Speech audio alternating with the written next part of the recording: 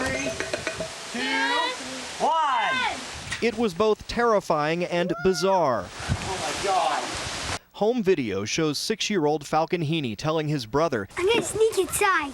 Though the tape provided by the family stops and restarts, it appears that moments later the balloon breaks free and takes flight. You didn't put the television out! In the chaos that follows, Richard Greene doesn't seem to hear his older son, who repeatedly yells, "Falcon is in the ship." Dad, Falcon's in there! Where? In the ship! After finally hearing his son was in the balloon, Greene first calls the FAA and a TV station looking for help, then tells a 911 operator his son is flying away. So we are sure that he's in that. Yeah, we looked everywhere, and then my son just said, "Be terrified." He said, "Yeah, he went inside just before it went off." The next few hours played out on televisions across the country.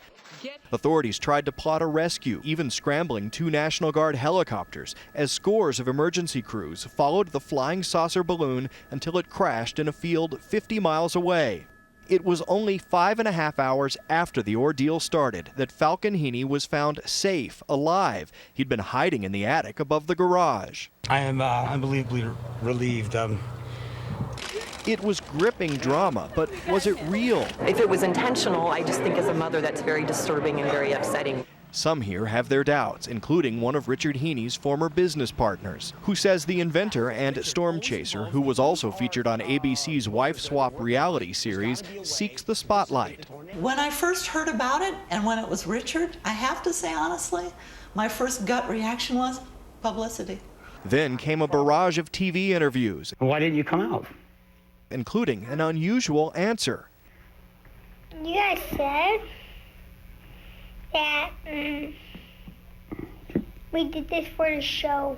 But Richard Greene says his son was confused by the television cameras and denies any of this was a publicity stunt.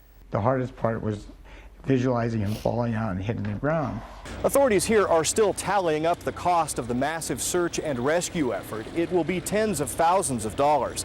But they say they do believe Greene's story. It just seems like this is such a bizarre story that it's almost unbelievable. Everything tells the investigators that this was legitimate. Investigators will re-interview the Greenes again tomorrow, but say no charges are planned in a case that may be strange, but officials believe is true. Don Teague, CBS News, Fort Collins, Colorado.